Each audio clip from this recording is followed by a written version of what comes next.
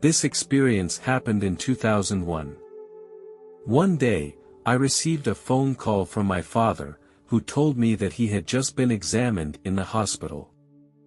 I was shocked to find out that my father had terminal lung cancer and was nearing the end of his life.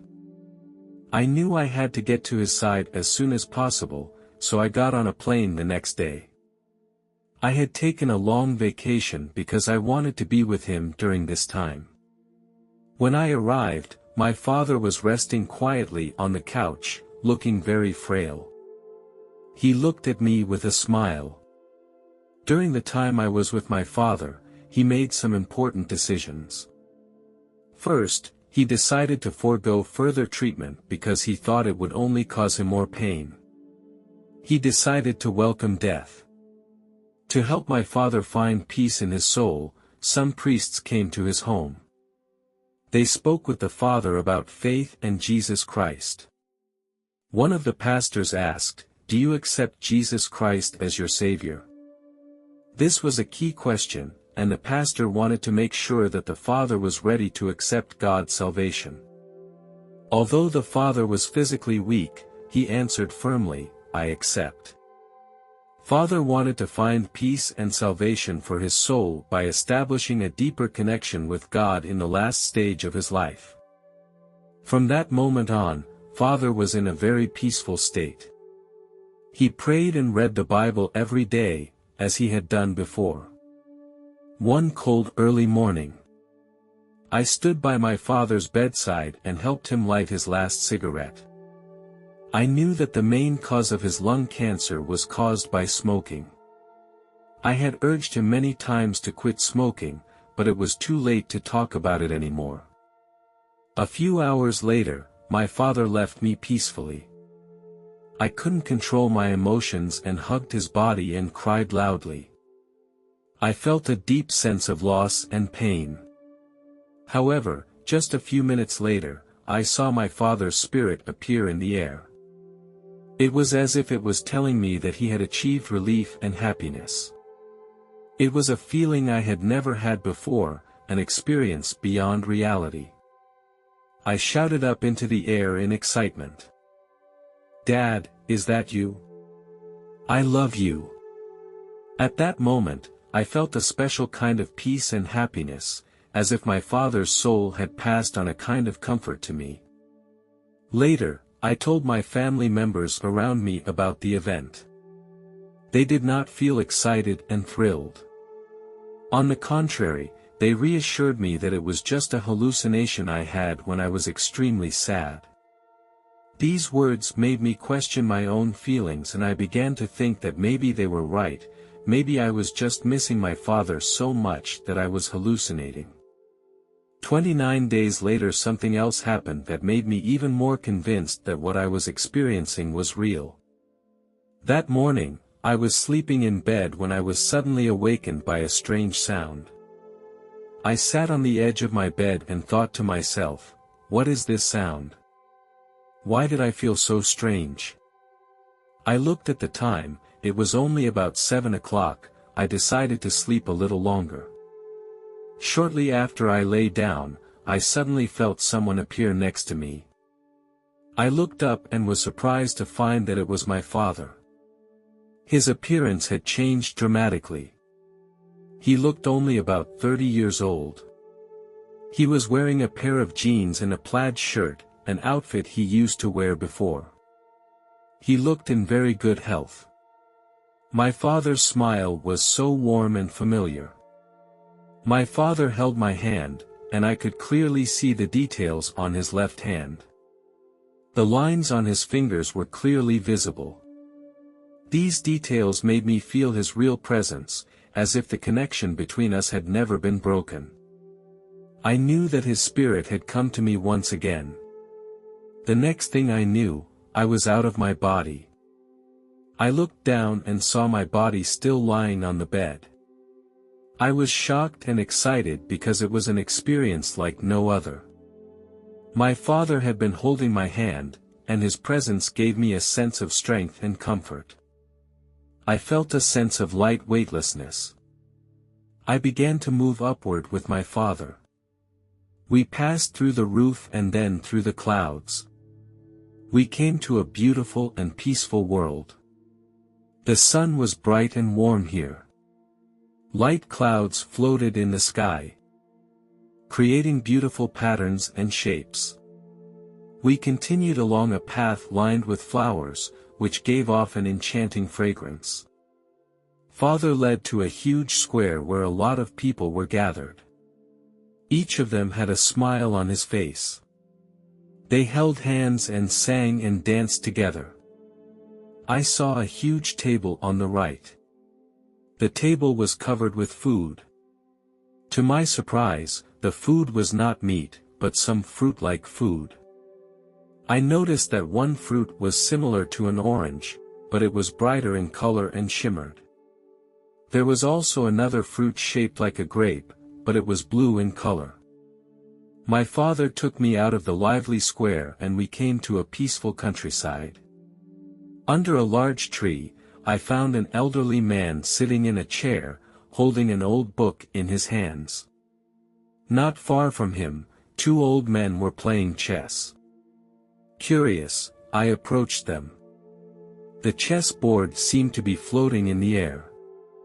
They did not need to touch the pieces, they could control the movement of the pieces through their mind. Their eyes were very focused on me.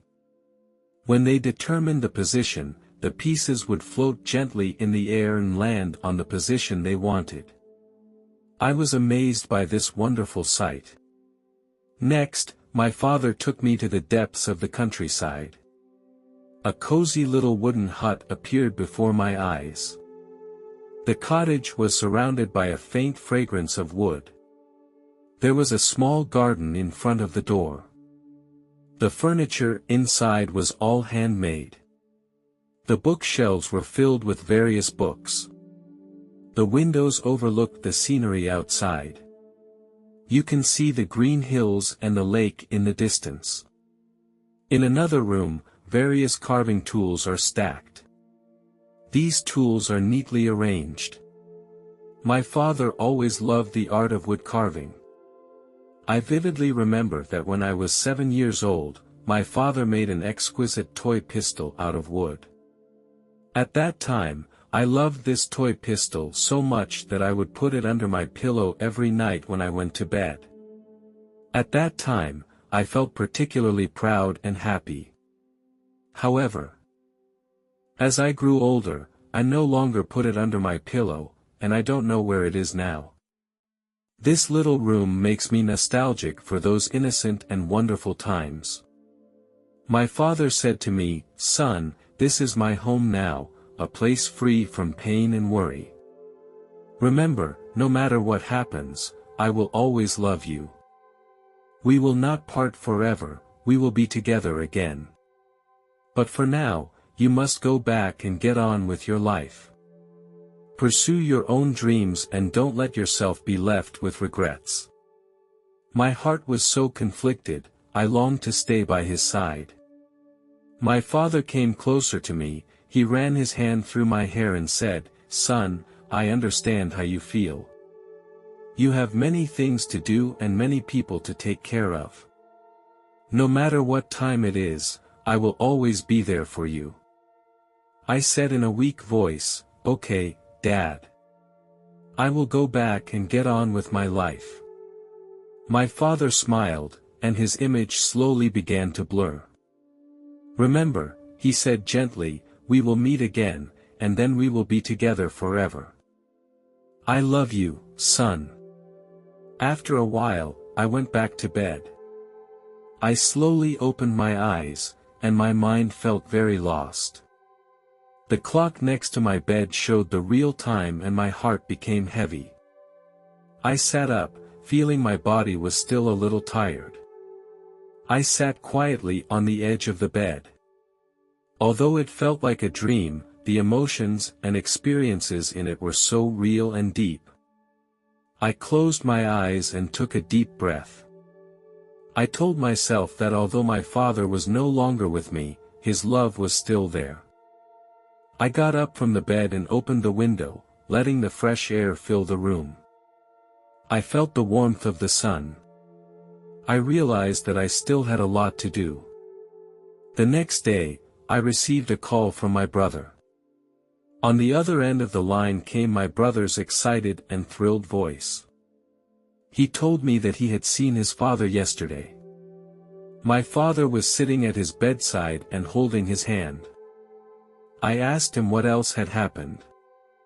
My brother replied that my father had told me a story, but unfortunately, I don't remember the details now. Then, I continued to ask him if he remembered the clothes his father was wearing. My brother replied that he was wearing a red plaid shirt with a pair of jeans underneath, and his shoes were a pair of brown leather shoes. I was very surprised to hear these details.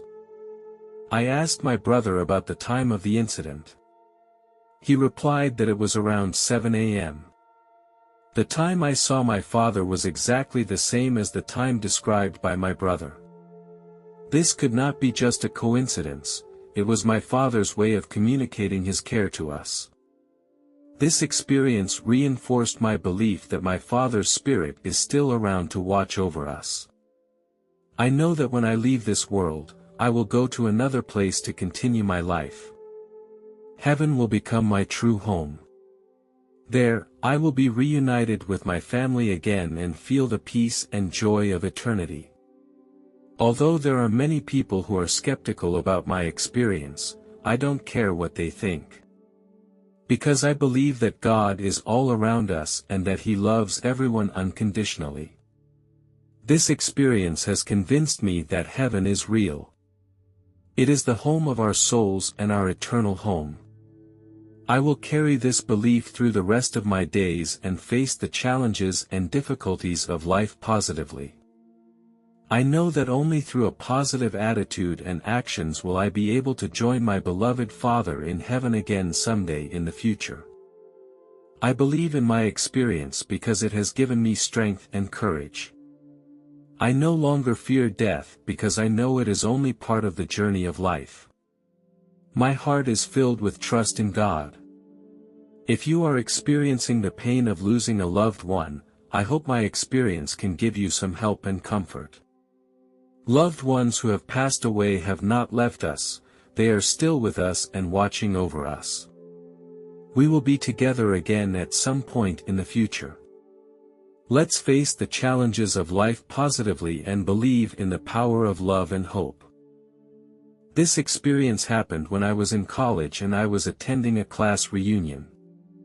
We decided to choose the farm of a classmate's family as the location of the party. The weather was very nice that day. At this farm, we decided to play a baseball game to see who could hit the ball farther. When the game started, the other students and I took turns to hit the ball on the field.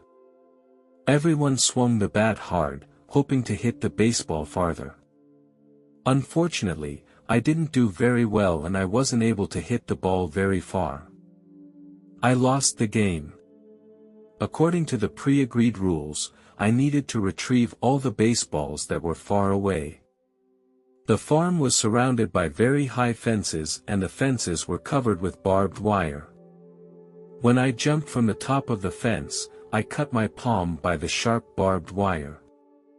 In an instant, a large amount of blood began to gush rapidly out of the wound. I couldn't go back the way I came because my palm couldn't take any more pressure. The people at the party didn't notice my condition because they were far away from me. I felt a great deal of panic. I knew I needed to get back to the party as soon as possible. When I got back to the party, I found a water source and rinsed the wound with water. When I looked at the wound, it looked a little deep and kept bleeding.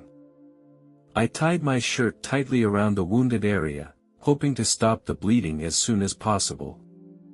I have a high pain tolerance, as I have often been injured in previous sports, so I tried to stay calm.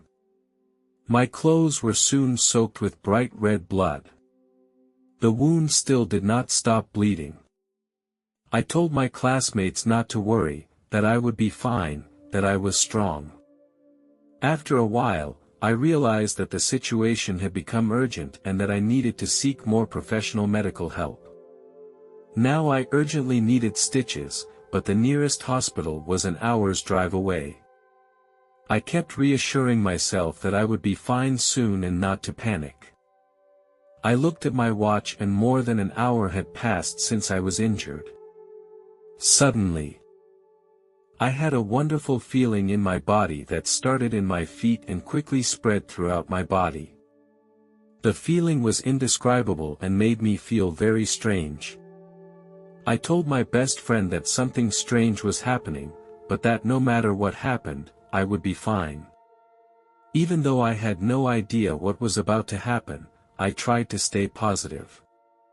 Then, I felt myself getting lighter and lighter, as if I was free from my body's restraints. This feeling put me in a supernatural state. I felt myself gradually leaving my body. Finally, I entered a state that transcended the material world. I can't describe that feeling, it was beyond what humans can understand. I felt a sense of peace, and any pain or worry disappeared. Although I had left my body, I still maintained my sense of self. I had no idea what would happen next. While I was floating in the air, there were many people around my body.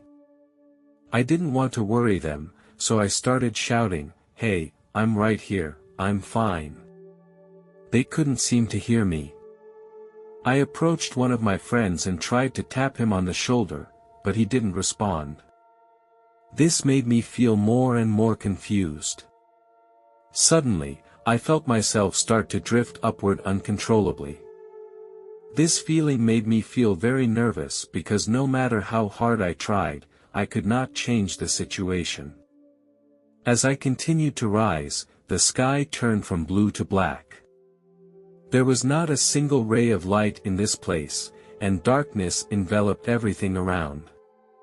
Here, time seemed to have come to a standstill. I felt as if I was trapped in a maze. In the darkness, I could feel the presence of evil, as if countless pairs of eyes were watching me. Evil spirits hovered in the air, with twisted forms and hideous faces, emitting low hissing sounds. These evil spirits gave off an evil aura that I could not bear. They kept changing their forms, sometimes transforming into monsters, and sometimes into shadowy shadows. The atmosphere here made me feel depressed and desperate. They surrounded me and tried to drag me into the abyss. I still harbored a ray of hope.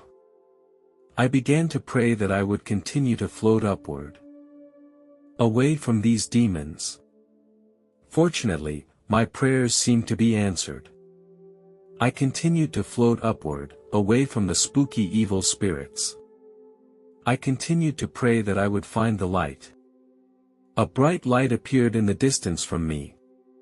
As I entered this light, a pure energy surrounded me. The light shone on my body, giving me warmth and strength and making me feel good about life. A man in a white robe appeared in front of me.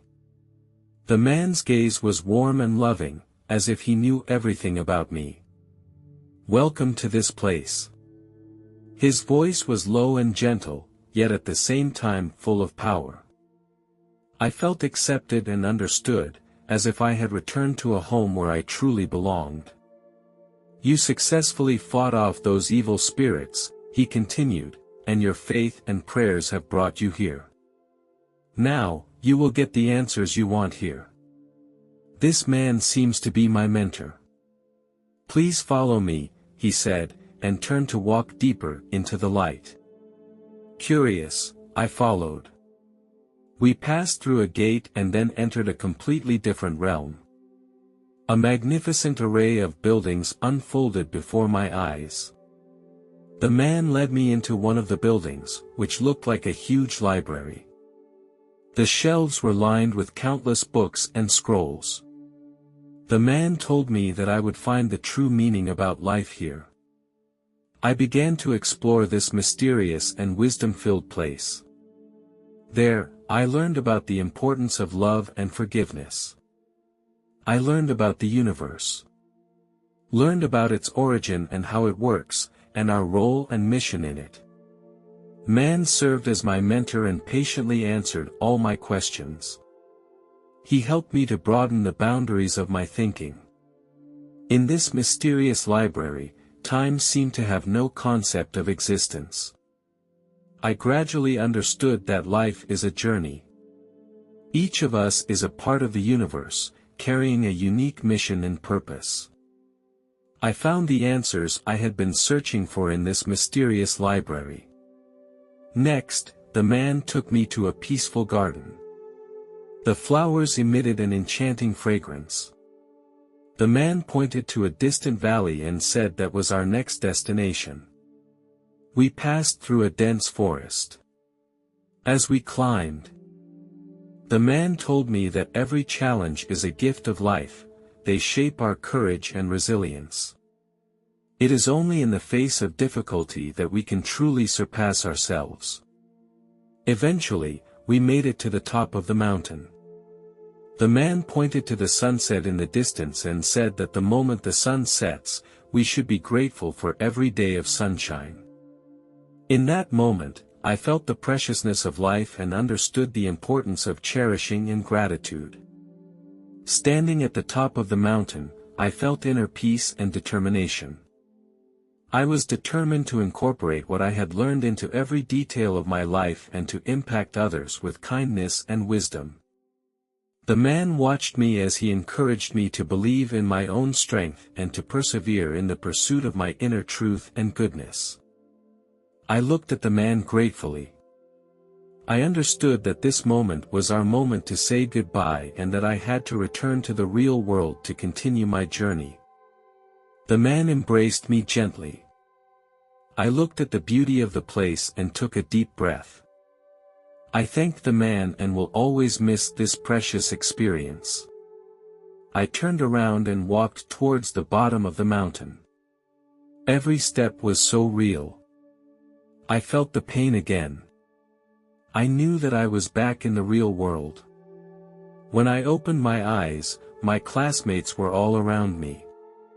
I stood up to their great surprise. I said excitedly, "You won't believe this, but I just went to another place." However, I was disappointed by their reaction. They exchanged glances with each other with confused expressions, as if they could not understand what I was saying. One of them whispered to me, "Calm down first, you need to go to the hospital now." I tried to explain again, telling them about the adventure I had just taken, but they didn't seem to be listening. They started arguing about who should drive me to the hospital. This made me feel very frustrated. I wished I hadn't returned to Earth, but remained in that place. Despite my desire to share with them, their attention was focused on my injuries. They wanted me to calm down and get proper treatment and care. My classmates were ready to drive me to the hospital.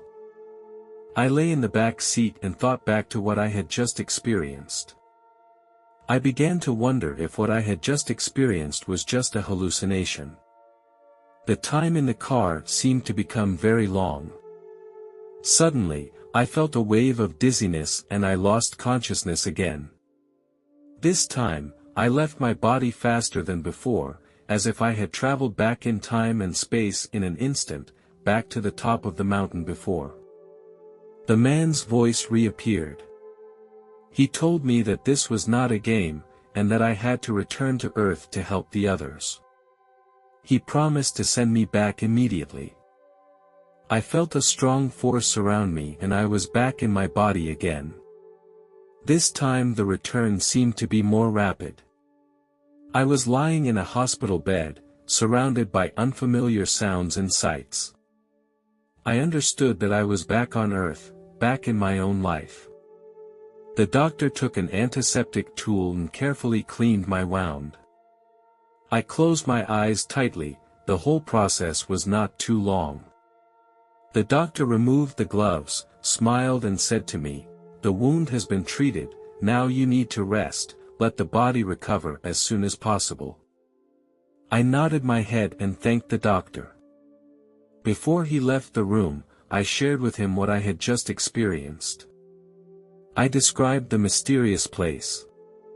After the doctor listened to my description, he smiled a little, seemingly with a hint of doubt.